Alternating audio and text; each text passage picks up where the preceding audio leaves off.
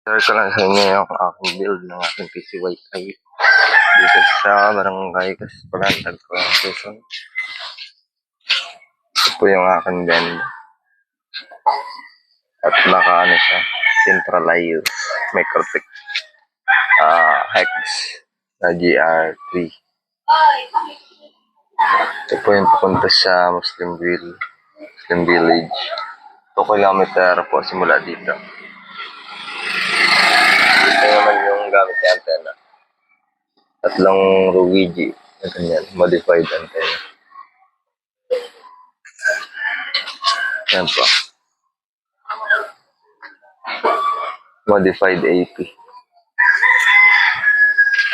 Tapos may car wash. Ito naman yung papunta sa isang AP ko. Ito. Papunta sa isang AP, mga 500 meters. Ito naman yung papunta sa Muslimville. Naka-centralize. May sub-bendo. 2 kilometers mula dito. Try natin hindi pala tayo makapag-ulit. Basta hanggang doon, sa malayo. Yan lang po.